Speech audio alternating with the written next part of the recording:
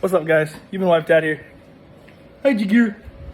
And today we got some good things for you guys today, because we have a new train to review. So let's get down to it. What you guys may have remembered, or if you guys have stayed up with the channel, that this train right here has definitely been featured so slightly in a lot of my gaming videos. So now, and with my old file videos of this review from Texas being completely unworkable, so I decided to do one back in California, because now I am officially back. So let me get you guys rundown on what it is. This is a 1992 Lionel Feather River Route set from 1992, and I'm gonna tell you right now, it is really awesome. And I mean, it's not just because it's a Western Pacific, and I love me some Western Pacific. However, it has everything and anything that I have been looking for, especially that big old sexy caboose in the back we will get to in a moment. I just want to give you guys an overview, an overlay of the whole set, which is absolutely fantastic. And another thing is just, I understand that the locomotive has tape on it for about a week and a half since I've been home, or 2 weeks actually. I've actually had it on display, and I didn't want to have any dust and all that get into the engine itself, so I decided that I would put some painter's tape so it doesn't mess up the paint on it. And I only really have it on the smokestacks themselves that can get the dust inside of the locomotive. I just want to bring that attention, because I don't want people in the comment section saying, "Why did you tape your locomotive? You're going to destroy the paint." I said, no, it's not. I make sure I've taken that into effect as well. So, shall we get onto it? Well, to start things off, we got a big old beautiful Western Pacific GP9 here that looks absolutely fantastic. And with the set being completely boxed, sealed as well, this train did not have what my Southern Pacific U-boat had, which didn't. It has all of its bracings together, which is fairly nice to have. But also about this locomotive, it has an electronic whistle, horn. However, with the transformer that I'm using right now, I mean, you can see it. I mean, the horn works absolutely fantastically, but you need a dedicated, more modern, shall we say, transformer that has a whistle button. So I have it, and it works fantastic. And I also want to say the paint job just looks absolutely crisp and clear. In addition, this has lit number boards when you turn it on. Number boards light up and all that fantastic stuff. And with this being a 4-axle unit here on each end, all 8 wheels are powered. So this is an 8-wheel drive GP9 locomotive here, and that is absolutely fantastic. Right behind the GP9, we got an Akron, Canton, and Youngston boxcar here. And I just want to let you know, all of these, besides for the boom car and the caboose, have sprung trucks, so that makes it super nice to work with, and a whole nother level of realism for me as well. And it honestly, with it being yellow and it's really bright, as you can see, the colors look absolutely fantastic on it as well. I love it. I didn't think I'd like this boxcar, but once I actually got it on my uncle's layout, and it really popped. And he even said he even enjoyed it, with it being a Lionel, and see, he thought it had a lot of nice detail from being from 1992. So yeah, doors open, which is very nice. So on to the next one. And now we got a Chicago and Northwestern stock car, which is, fun fact, is my first stock car that I have. And again, it's got that Rutland vibe that I like, that has the green and the orange, but orange. Look at me. Oh my gosh, washed I am. Green, I promise I'm not colorblind. Green and yellow. But you just gotta reverse those and then you'll have a Rutland color. But yeah, again, sprung trucks, doors open, and it's super nice. And I love the green. I love green in general, but it's a really, really sharp looking stock car.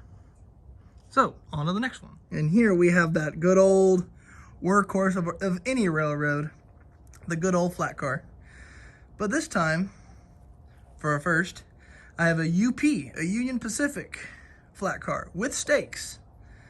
So, I mean, one of my first sets that I have, it has stakes. It's a New York Central one, but the stakes broke off, which is what I was told by my grandfather. So this is technically my first official flat car or freight car with stakes in it, and I really, really love it. Brown. It's a brown color. It's got Road of the Streamliners, which is super awesome. And you're probably seeing the big old crane connected to it, and so we'll get to that one.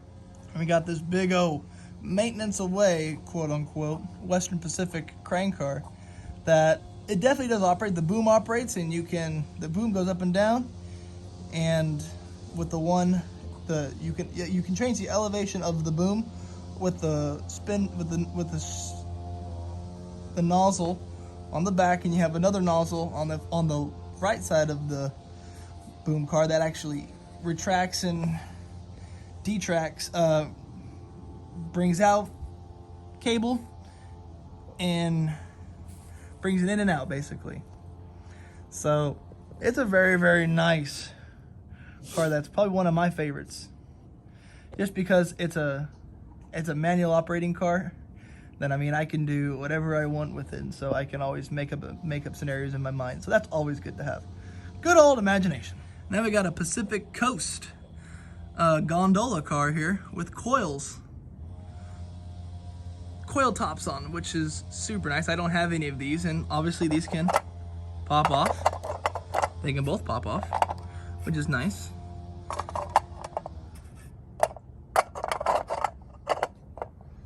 So it's just really nice to have that. And honestly, and also Pacific Coast, basically Great Northern type freight car.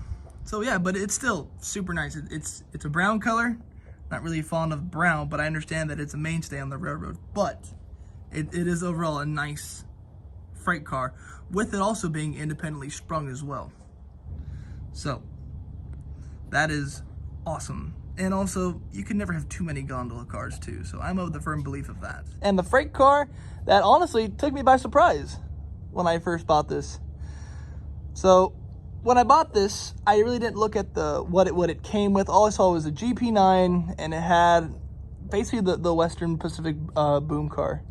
Because I mean, I have a nice MTH one. If you guys in my previous video, I have a nice MTH bay window caboose, and I'm thinking that's probably like one of my favorites. But now since I have this one, I think this one actually might take it over with being my favorite, because this one has a smoke unit inside of it. And that one completely caught me off guard, because when I'm opening up the box, it says, here's instruction for a smoke unit. I'm thinking, oh my gosh, this thing has an actual smoke unit inside of it? That is awesome. How unfortunately, I do not have it on right now, but when I get it back inside, I'll definitely make sure I let you guys on a further video. I will definitely let you guys in on it, and we will definitely show you the amazingness that is this boxcar. Not boxcar. Gosh, man, guys, I'm washed today. This caboose. And honestly, this is I'm glad I bought it, just because this caboose is just that good. I am here at the control panel here, and I can understand this is definitely a temporary layout. Hello, Jaguar again. And oh my gosh, kid. And now I'm going to get her started. Once I get it going, I'll make sure I let you guys hear the audio. It's very quiet too, and I absolutely love that.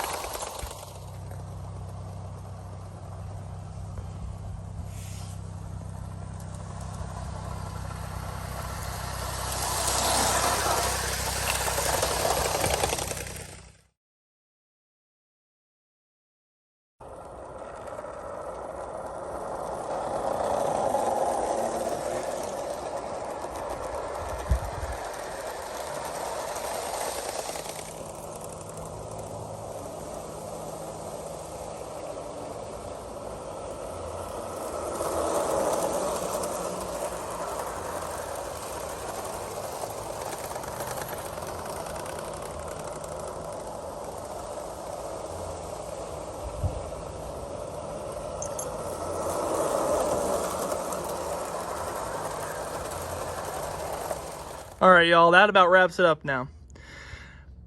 I'm in love with this set. This set is freaking awesome. It is honestly one of my favorites now. I mean, it's even surpassed the what was it, that Southern Pacific one that I bought around the end of last year, around the end of last school year. And yeah, it definitely gives you a nice value for money. They're not too expensive.